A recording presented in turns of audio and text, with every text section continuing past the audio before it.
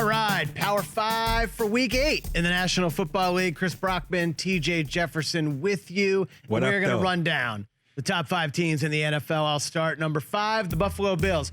They barely beat New England, but I liked getting that victory. They needed that to put themselves over the hump. I think that's big mentally for them. Josh Allen hasn't looked great the last few weeks, but I like the way they're playing overall, and the Bills are my number 5 team. Number 4, the Tampa Bay Buccaneers. They were 3 last week for me. I dropped them down a slot because of how they played on Monday Night Football. It wasn't crisp.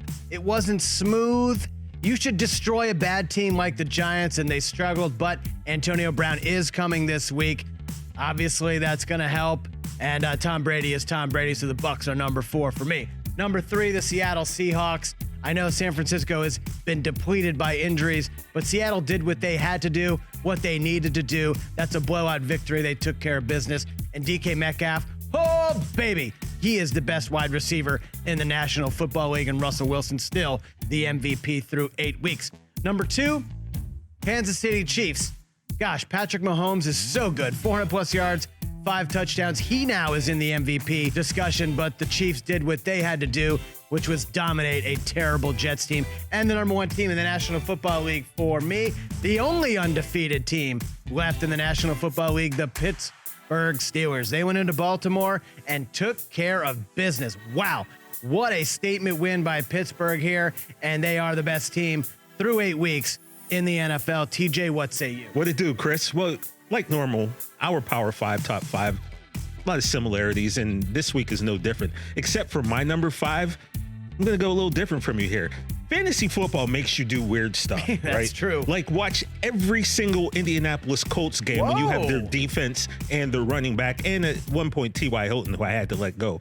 And because of that, I've watched a lot of Colts. That defense is strong. Nobody's talking about them. I'm putting the Colts in at number 5. like I it. think that's their first appearance in the Power 5. You're right. Coming in at number 4, I got the Tampa Bay Buccaneers. Look, in my opinion, they should have lost that game on Monday night. If you reverse the situation, and that was Tom Brady throwing it to Fournette and Jabril Peppers was the defender, they would have got that call. But regardless, they won. The Bucs are rolling. Oh, and they get Antonio Brown next week. So as long as that man can just stay off of the internet and just play football, it's going to get real exciting down there. And could you imagine breakfast at the Brady's? Like Giselle, Tom, AB having breakfast, passing butter, grits. What up? Coming in at number 3, I got the Seattle Seahawks, just like you. Nothing more needs to be said. Yeah. That offense is sick. The D is getting a little bit better, but Russell Wilson, DK Metcalf, Tyler Lockett. Apparently, they can put anyone in at running back. DJ Dallas did it last week. Maybe Brockman will get a shot week 10 or so we'll see. I'll give you a few carries. Number 2, okay, here's my problem. Team's undefeated. It's the Steelers. I mean, they probably should be number 1.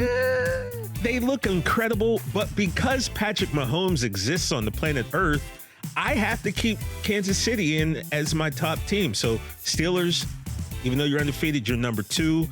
Kansas City, your barbecue is excellent. Your football team is amazing. You're my number 1, and that is our Power 5 of the week.